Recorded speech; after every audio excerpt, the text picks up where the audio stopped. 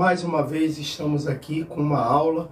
Estarei dando continuidade à aula que começamos ontem, que tem como título Um Novo Caráter, a Lei do Reino de Deus. Então hoje vamos para o tópico 2, que eu vou dividir em duas partes, que aqui tem, dentro desse tópico, existe mais 8 subtópicos.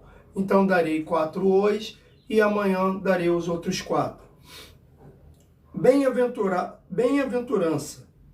Esse é o primeiro tópico aqui, o nome do tópico 2. 2.1 é bem-aventurado os pobres de espírito. A expressão pobre de espírito refere-se àqueles que são humildes de coração. Lucas 6,20 diz apenas bem-aventurado os pobres, em vez de bem-aventurado os pobres de espírito. Mas isso ocorre porque na cultura judaica da época de Jesus, mais especificamente desde o fim do cativeiro babilônico, os judeus passaram a usar muitas vezes o termo pobre para referir-se aos piedosos, em contraste com os opressores ricos, ímpios e mundanos dos pobres. Logo, as afirmações em Mateus 5,3 e Lucas 6,20 significam a mesma coisa. O pobre de espírito são aqueles que reconhecem sua necessidade espiritual, a sua dependência de Deus. São aqueles que destronam o orgulho. Jesus disse que somente os que manifestam essa disposição no seu coração herdarão o reino de Deus. Então, os pobres de espírito, ou só pobre, como aparece em Lucas, não é uma pessoa pobre financeiramente, mas sim aquelas pessoas que não são orgulhosas e reconhece na sua vida que sem Deus nada ela pode fazer. Ela consegue reconhecer que só consegue conquistar as coisas porque Deus está no controle de tudo da sua vida. Esses são os considerados pobres de espírito. É aquele que é piedoso, aquele que ajuda, que sabe a dor do necessitado. Porque piedoso é isso, é aquele que sabe a dor do necessitado. É aquele que vai ajudar, aquele que vai contra, como os poderosos que podem fazer, mas não fazem. Mas o pobre de espírito é esse. É aquele que sabe que sem a presença de Deus na sua vida, ele não pode fazer nada. E é aquele que ajuda aqueles que necessitam. O 2.2 vai falar: bem-aventurado os que choram. Jesus refere-se aqui àqueles que são quebrantados de coração, sensível para as coisas de Deus, para o que é certo, para as coisas espirituais. São aqueles que choram em primeiro lugar, arrependido em reconhecimento pelos seus pecados.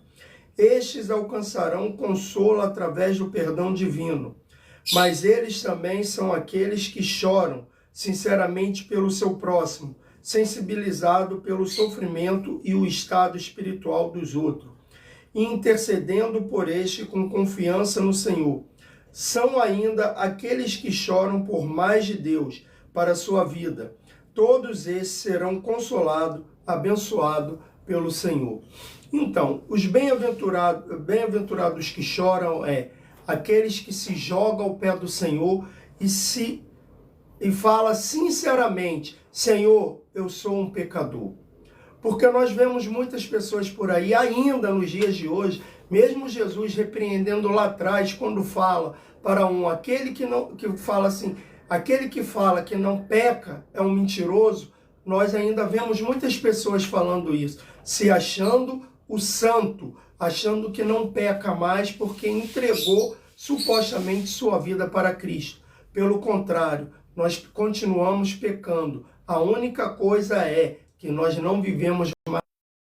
Então, os bem-aventurados, os que choram, aliás, os que choram são aqueles que sinceramente se jogam aos pés do Senhor, falando: eu sou um pecador. E também é aqueles que reconhecem que outras pessoas estão próximo delas e precisam fazer a mesma coisa, estão precisando da ajuda para poder reconhecer o seu pecado também, são esses. Se você já alcançou a isso, se você já consegue reconhecer que você é um pecador e ver que outras pessoas estão tentando também, vá com ele, ajuda-o, chore junto com ele, mostre a ele o caminho, fale para ele, ó, nós não somos nada, nós só somos pecadores. Nós somos pecadores. A paz do Senhor, Simone. Pode deixar que eu estarei, após o término da live, orando pela sua saúde. E desde já, que a sua saúde seja recuperada no nome santo de Jesus. Bem-aventurado os mansos. Mansidão aqui não é uma aparência de modéstia, nem é também uma referência apenas ser paciente com as pessoas. O termo aqui refere-se a mais do que isso. Significa, sim, não ser arrogante, mas é, sobretudo, uma referência à submissão sincera a Deus, a uma atitude constante de submissão à vontade divina, e não se expressar, mas confiar em Deus, entregar a sua vida totalmente a Ele e seguir plenamente a vontade divina para a sua vida. Não importa a circunstância, o que assim procede, herdarão a terra, isto é, reinarão com Cristo na terra futura. Então, o que é ser manso? Ser manso não é ser paciente, calmo, não é só isso. Calma, é reconhecer, que é o que está falando, é seguir plenamente a vontade divina, é deixar de seguir a sua vontade e obedecer a Deus totalmente naquilo que Deus quer que a gente faça. O ser manso é obedecer a voz do Senhor, porque quantas vezes nós não obedecemos a voz do Senhor? Se nós queremos estar com o Senhor, nós temos que ser manso, nós temos que obedecê-lo. Porque senão a gente se torna como filho desobediente. Lembra quando às vezes ou nós falamos para os nossos filhos, não faça isso, porque isso é errado, e o nosso filho sai batendo o pé, é porque ele não está manso ainda. Quando nós falamos para o nosso filho, ó, isso é errado, não faz, repreendemos ele, e ele para e pensa e volta para trás para não fazer aquilo que ele ia fazer de errado, ele vai falar assim, realmente, meu pai tem razão, é isso que Deus quer, que a gente seja manso, que a gente não fique murmurando, que a gente não fique reclamando quando ele nos dá uma ordem para ir e a gente quer ficar, quando ele dá uma ordem para a gente ficar e a gente quer ir. Isso é ser manso. Agora, bem-aventurados o que tem fome e sede de justiça. A expressão justiça aqui é tanto uma alusão às bênçãos espirituais quanto à conduta ética. Ela é tanto adotada, graciosa da parte de Deus, a ser experimentada com exigência ética, a ser vivenciada. Uma coisa está intimamente relacionada à outra. Fome de justiça é uma referência à busca à vida prazerosa e constante pelo exercício da justiça divina em nossa vida, como uma forma de aprofundarmos-nos mais na maravilhosa graça que recebemos do Senhor. Ou seja, se alguém tem mesmo fome pelas coisas de Deus, sede por mais da sua presença sobre sua vida, então deve ter o mesmo tempo, fome e sede de buscar a sua vontade, em obediência. Aqueles que buscam mais da vontade de Deus para a sua vida, recebem mais dele.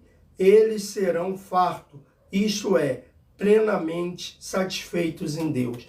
Então aqui, para que a gente seja bem-aventurados que têm fome e sede de justiça, para que a gente venha ter fome e sede de justiça, nós temos que buscar mais a vontade de Deus e menos a nossa vontade. Reconhecer que a vontade de Deus é boa e agradável. A vontade de Deus é melhor do que a nossa vontade. Nós temos sonhos, nós planejamos sonhos, mas só que às vezes esses sonhos não se cumprem da maneira que nós queremos que eles se cumprissem.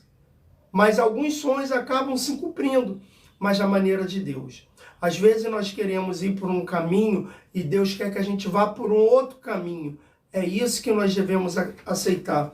É por isso que nós quando nós temos sede de justiça. A sede de justiça é essa, aceitar a vontade de Deus, colocar a nossa vontade de lado e aceitar a sua vontade. Amém, irmãos? Amanhã eu vou estar aqui dando continuidade a essa aula.